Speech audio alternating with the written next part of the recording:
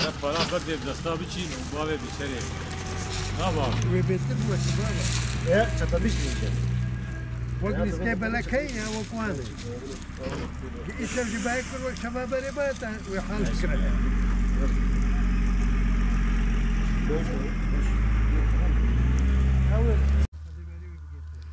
Başı. Çamaşır damlamak için. Abi çay başı. وقوي دملمت وقوي شيء دملمت Respublika. Respublika ya. Çamaşır. Tamam, dikkat.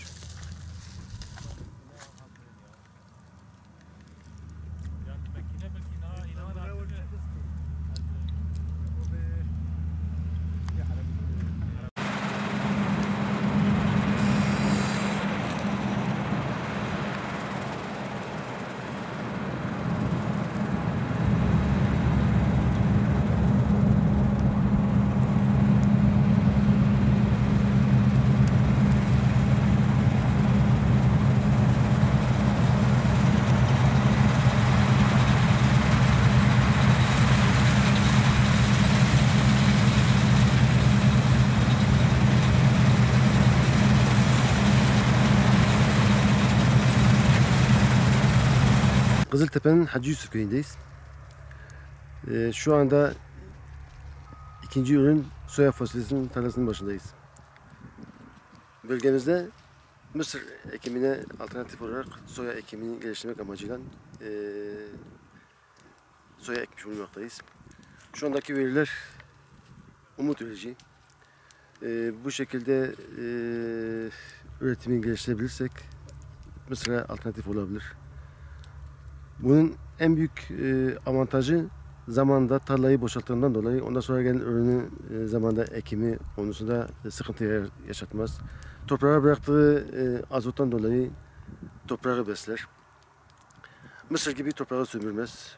O tür avantajları var. Bunun en büyük dezavantajı ise hasadı zamanda yapmadığın zaman kapsülde çıtlamalar başlar. Döküm meydana gelebilir. Dolayısıyla hasat zamanını kaçırmamak gerekir. Fiyat olarak şu anda kilosu 1 lira 1 TL'den satılabilmektedir. Bu da şu andaki gördüğümüz tarlada tahminimize göre tekrardan 200-250 kilogramlık bir ürün bekliyoruz. Bu miktardaki ürün geldiği takdirde Mısır'a iyi bir alternatif olacağını söyleyebiliriz. Ekimde herhangi bir sıkıntı yok. İkinci ürün buğday, mercimek veyahut arpadan sonra ekilebilir.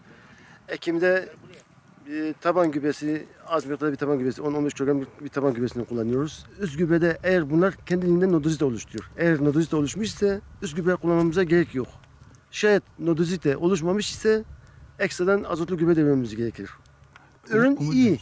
İyi, yalnız burada bu sene için bir sulama sıkıntısı olduğundan dolayı beklentimizin biraz altında. Evet.